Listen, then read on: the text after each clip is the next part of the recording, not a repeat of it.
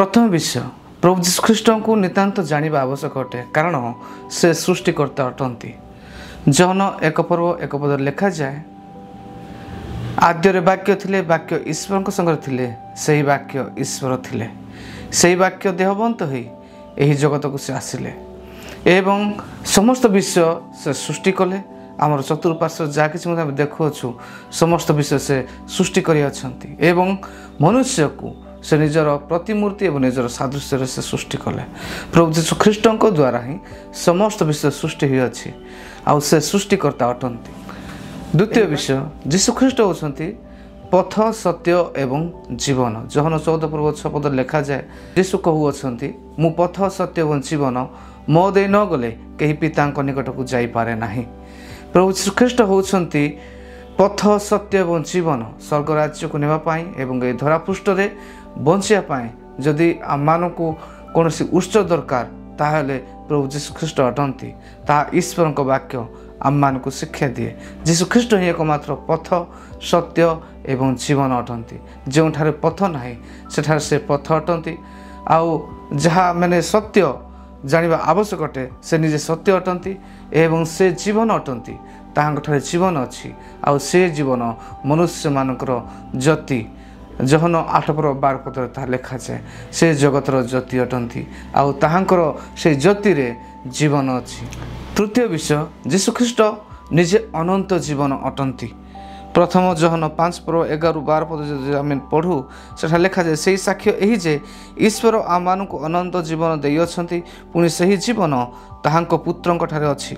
जे पुत्रंक पाई अछि से जीवन पाई अछि जे ईश्वर को पुत्रंक पाई नाही से जीवन ही पाई नाही। प्रभु जीशु ख्रीष्ट हेउछंती निजे अनंत जीवन।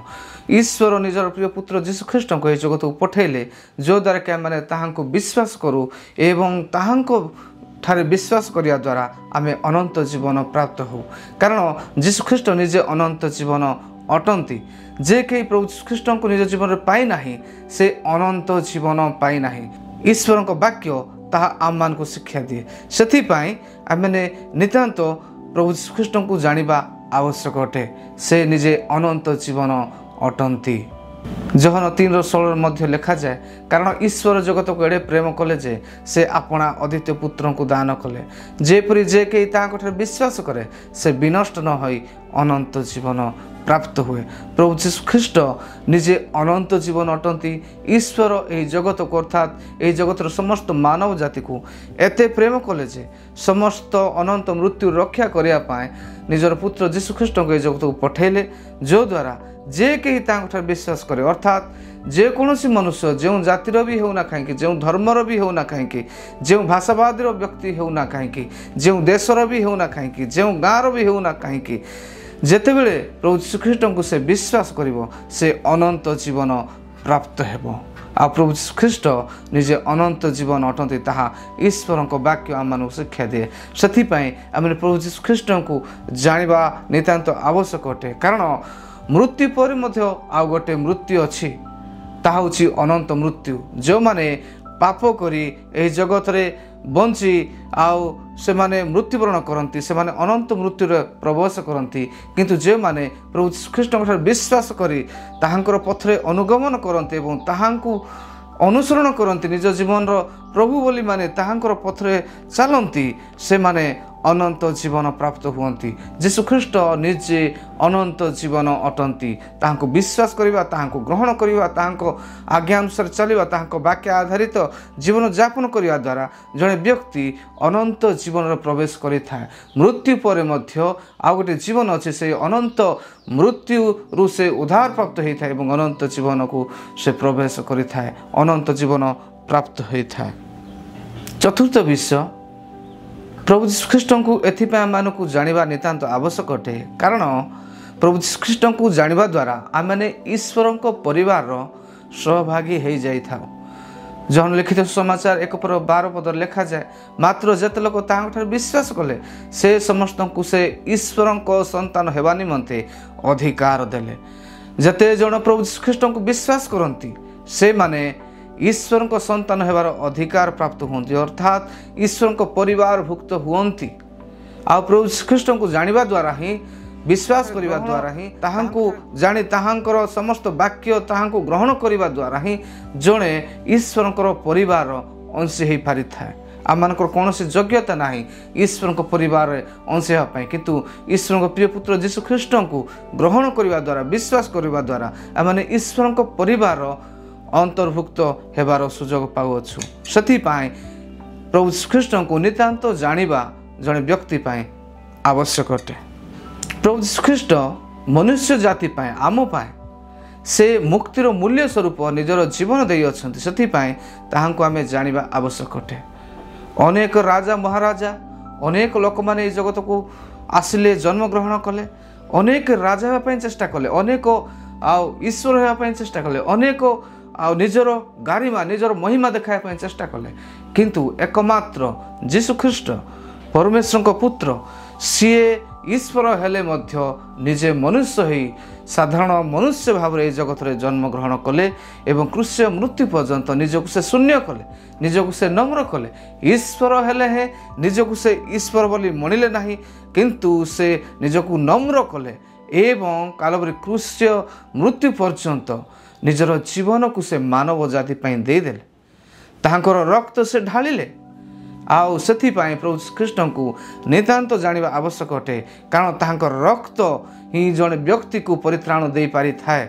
से जीशु ख्रीष्ट को नितांत जानिबा आवश्यक। माथ्यू 20:28 लिखा जाए जेपरि मनुष्य पुत्र मध्य सेवा पाइबा को आसी नाहंती सेवा करने को वो अनेकों निमंते मुक्तिर मूल्य स्वरूप प्राण देवा को आसी अछंती। प्रभु जीशु ख्रीष्ट सेवा पाइबा जगत में जन्म ग्रहण कले नहीं किंतु सेवा करने आम मानू मुक्तिर मूल्य दे पुनर्बार शैतान समस्त अंधकार शक्ति रक्षा करने जगत को से आसिले। से मुक्तिर मूल्य तांकर बहुमूल्य पवित्र रक्त ढाली अछंती एवं से शैतान समस्त बंधन मानव जाति को मुक्त करी अछंती। जो माने प्रभु ख्रीष्ट विश्वास करती ताहांकु जानती ताहांकु ग्रहण करती से माने मुक्तिर मूल्यर सही समस्त जीवन को निज जीवन में उपभोग करि पारंती। यह ईश्वर को वाक्य आम मान को शिक्षा दिए प्रिय माने से आम प्रभु ख्रीष्ट को नितांत जानिबा आवश्यक अटे। षष्ठ विषय प्रभु ख्रीष्ट ही एकमात्र परमेश्वर जी कि शैतान रो समस्त पाप नाश करि शैतान रो समस्त कार्य को से विनाश करि शैतान रो समस्त अंधकार शक्ति को से जय करि एवं शैतान रो समस्त शक्ति उपरे राजत्व करि पारंती आउ से सदा सर्वदा जीवंत अटंती एवं समस्त शैतान रो कार्य गुड़ी को से विनाश करि सारी अछंती। प्रथम जहन 3:8 लिखा जाए जे पाप करे से शैतान रो जात कारण शैतान आरंभ पाप करी आसुअछि शैतान रो कार्य विनाश करिया उद्देश्य रे ही ईश्वर पुत्र प्रकाशित हेले। जे पाप करे से शैतान रो जात किंतु शैतान समस्त कार्य को विनाश करिया उद्देश्य रे ही ईश्वर पुत्र एही जगत रे जात हेले एवं ईश्वर पुत्र प्रभु ख्रीष्ट एही जगत को आसिले। शैतान समस्त कार्य को से कालवरी क्रूस पर विनाश करि सारी अछंती। समस्त मानव जातिर पाप को से निजर शरीर से बहिले एवं कालवरी क्रूस से मृत्युवरण कले एवं से मृत्युवरण करी कबर प्राप्त हेले। कबर प्राप्त है से तृतीय दिन पुनर्बार उठिले एवं 40 दिन बारंबार निजर शिष्य मानक से देखादेले एवं से स्वर्ग को नीत हेले आ पुनर्बार से आसुअछंती। आउ जो माने प्रभु ख्रीष्ट विश्वास करती एवं ताहांको नाम रे प्रार्थना करती से माने समस्त शैतान रो आक्रमण अंधकार शक्तिर कार्य योजना परिकल्पना से रक्षा प्राप्त हुंती कारण प्रभु ख्रीष्ट शैतान रो समस्त कार्य को विनाश करि सारी अछंती। सेथिपाई प्रभु ख्रीष्ट को जानिबा आवश्यक अटे। जीशु ख्रीष्ट को आमे जेतेबेले जानू एवं ताहांको नाम जेतेबेले प्रार्थना करू से समय शैतान रो समस्त आक्रमण योजना निज जीवन रे निज परिवार थिबा समस्त अभिशाप जीशु नाम विनाश हो जाए एवं ताहांकर रक्तर शक्ति रे आम मैंने संपूर्ण भाव में प्रज्वलित हो थाउ एवं गोटे नूतन जीवन यापन करि थाउ। शैतान रो कार्य आम जीवन रे के मध्य ରାଜତ୍ୱ କରିପାରିନଥାଏ ପ୍ରଭୁ ଯୀଶୁଖ୍ରୀଷ୍ଟ ନିଜେ ରାଜତ୍ୱ ଆମ ଜୀବନରେ କରନ୍ତି ଏବଂ ଅନନ୍ତ ଜୀବନର ପଥରେ ଆମମାନଙ୍କୁ କଢ଼େଇ ନିଅନ୍ତି। ସେଥିପାଇଁ ପ୍ରଭୁ ଯୀଶୁଖ୍ରୀଷ୍ଟଙ୍କୁ ନିତାନ୍ତ ଜାଣିବା ଜଣେ ବ୍ୟକ୍ତି ପାଇଁ ଆବଶ୍ୟକ ଅଟେ। ସପ୍ତମ ବିଷୟ, ପ୍ରଭୁ ଯୀଶୁଖ୍ରୀଷ୍ଟଙ୍କୁ କାହିଁକି ନିତାନ୍ତ ଜାଣିବା ଆବଶ୍ୟକ ଅଟେ ତାହାର କାରଣ ହେଉଛି ଯୀଶୁଖ୍ରୀଷ୍ଟଙ୍କ ବିନା ଆଉ କାହାଠାରେ ପରିତ୍ରାଣ ନାହିଁ। ସେ ହେଉଛନ୍ତି ପବିତ୍ର, ସତ୍ୟ, ଜୀବନ୍ତ ଏବଂ ସେ ସଦାସର୍ବଦା ମନୁଷ୍ୟର ମଙ୍ଗଳ ଚାହୁଁଅଛନ୍ତି ଏବଂ ଚାହିଁବେ। ଆଉ ପରମେଶ୍ୱରଙ୍କର ଇଚ୍ଛା ଏହା ଯେ ଯୀଶୁଖ୍ରୀଷ୍ଟଙ୍କୁ ପ୍ରତ୍ୟେକ ମାନବ ଜାତି ଜାଣନ୍ତୁ ଏବଂ ପରିତ୍ରାଣ ପ୍ରାପ୍ତ ହୁଅନ୍ତୁ ଏବଂ ଅନନ୍ତ ମୃତ୍ୟୁ ଅନନ୍ତ ନର୍କରୁ ଉଦ୍ଧାର ପ୍ରାପ୍ତ ହୁଅନ୍ତୁ। ସେଥିପାଇଁ ପ୍ରଭୁ ଯୀଶୁଖ୍ରୀଷ୍ଟଙ୍କୁ ଜାଣିବା ନିତାନ୍ତ ଆବଶ୍ୟକ ଅଟେ। ତାହାଙ୍କ ଛଡ଼ା ଆଉ କାହାଠାରେ ପରିତ୍ରାଣ ନାହିଁ। ପ୍ରେରିତ 4:12 ପଦରେ ଲେଖାଯାଏ, ତାହାଙ୍କ ଛଡ଼ା ଆଉ କାହାଠାରେ ପରିତ୍ରାଣ ନାହିଁ, ଯାହାଦ୍ୱାରା ଆମମାନଙ୍କୁ ପରିତ୍ରାଣ ପାଇବାକୁ ହେବ। ଆକାଶ ତଳେ ମନୁଷ୍ୟମାନଙ୍କ ମଧ୍ୟରେ ଆଉ କୌଣସି ନାମ ଦିଆଯାଏ ନାହିଁ। ପ୍ରଭୁ ଯୀଶୁଖ୍ରୀଷ୍ଟଙ୍କ ନାମ ହେଉଛି ସର୍ବୋତ୍କୃଷ୍ଟ ନାମ ଏବଂ ପ୍ରଭୁ ଯୀଶୁଖ୍ରୀଷ୍ଟଙ୍କ ନାମର ଷ୍ଟାଣ୍ଡାର୍ଡ଼ରେ କୌଣସି ନାମ ଆସିପାରିବ ନାହିଁ। କାରଣ ପ୍ରଭୁ ଯୀଶୁଖ୍ରୀଷ୍ଟଙ୍କ ନାମରେ ଶକ୍ତି ଅଛି, ଶାନ୍ତି ଅଛି, ମୁକ୍ତି ଅଛି, ଜୀବନ ଅଛି, ପରିତ୍ରାଣ ଅଛି। ଈଶ୍ୱରଙ୍କ ବାକ୍ୟ ତାହା ଆମମାନଙ୍କୁ ପ୍ରକାଶ କରେ। ସେଥିପାଇଁ ଆମେମାନେ ପ୍ରଭୁ ଯୀଶୁଖ୍ରୀଷ୍ଟଙ୍କୁ ନିତାନ୍ତ ଜାଣିବା ଆବଶ୍ୟକ ଅଟେ। ତାହାଙ୍କ ଛଡ଼ା ଆଉ କାହାଠାରେ ପରିତ୍ରାଣ ନାହିଁ। ଯାହାଙ୍କ ଦ୍ୱାରା ପରିତ୍ରାଣ ପାଇବାକୁ ହେବ ଆକାଶ ତଳେ, ଅର୍ଥାତ୍ ସେ ଯୀଶୁଖ୍ରୀଷ୍ଟଙ୍କ ନାମ ହେଉଛି ସର୍ବୋତ୍କୃଷ୍ଟ ନାମ ଏବଂ ସେ ଯୀଶୁଖ୍ରୀଷ୍ଟଙ୍କ ନାମ ଦ୍ୱାରା ହିଁ ଜଣେ ପରିତ୍ରାଣ ପ୍ରାପ୍ତ ହୋଇପାରିବ। ପରିତ୍ରାଣର ଅର୍ଥ କେବଳ ଯେ ପାପରୁ ସେ ମୁକ୍ତି ପାଇବ ତାହା ନୁହେଁ। ପରିତ୍ରାଣ ଅର୍ଥ ହେଉଛି ସମସ୍ତ ରୋଗ, ସମସ୍ତ ଚିନ୍ତା, ସମସ୍ତ ବୋଝ, ସମସ୍ତ ପ୍ରକାର ସମସ୍ୟାରୁ ମୁକ୍ତି ପାଇପାରିବ ଆଉ ପ୍ରଭୁ ଯୀଶୁଖ୍ରୀଷ୍ଟ ତାକୁ ମୁକ୍ତି ଦେବେ। ହାଲେଲୁୟା। ସେଥିପାଇଁ ଆମେ ପ୍ରଭୁ ଯୀଶୁଖ୍ରୀଷ୍ଟଙ୍କୁ ଜାଣିବା ନିତାନ୍ତ ଆବଶ୍ୟକ ଅଟେ। ଈଶ୍ୱର ଦୂତଙ୍କ ଦ୍ୱାରା ଏହି ନାମକୁ ପ୍ରେରଣ କଲେ ଏବଂ ତାହାଙ୍କୁ ଯୀଶୁ ବୋଲି ନାମ ଦିଆଯାଇଅଛି। ଯୀଶୁଙ୍କର ଅର୍ଥ ହେଉଛି ନିଜ ଲୋକଙ୍କୁ ରକ୍ଷା କରିବା ବ୍ୟକ୍ତି ଏବଂ ଖ୍ରୀଷ୍ଟଙ୍କର ଅର୍ଥ ହେଉଛି ଅଭିଷିକ୍ତ ବା ମନୋନୀତ ବ୍ୟକ୍ତି, ଯିଏକି ସମସ୍ତ ମାନବ ଜାତିକୁ ରକ୍ଷା କରିବା ପାଇଁ, ମୁକ୍ତି ଦେବା ପାଇଁ, ଶାନ୍ତି ଦେବା ପାଇଁ, ପରିତ୍ରାଣ ଦେବା ପାଇଁ, ଅନନ୍ତ ଜୀବନ ଦେବା ପାଇଁ ଅଧିକାର ପ୍ରାପ୍ତ ବ୍ୟକ୍ତି ଅଟନ୍ତି। ସେଥିପାଇଁ ଯୀଶୁ ନାମ ଦିଆହେଇଛି। ଯୀଶୁ ହେଉଛି ସବୁଠାରୁ ସର୍ବୋତ୍କୃଷ୍ଟ ନାମ ଏବଂ ଯୀଶୁଙ୍କର ନାମରେ ହିଁ ସମସ୍ତ ଅଧିକାର ଅଛି। ସେହି ନାମରେ ହିଁ ପରିତ୍ରାଣ ଅଛି। ସେଥିପାଇଁ ପ୍ରଭୁ ଯୀଶୁଖ୍ରୀଷ୍ଟଙ୍କୁ ଆମେମାନେ ଜାଣିବା ନିତାନ୍ତ ଆବଶ୍ୟକ ଅଟେ।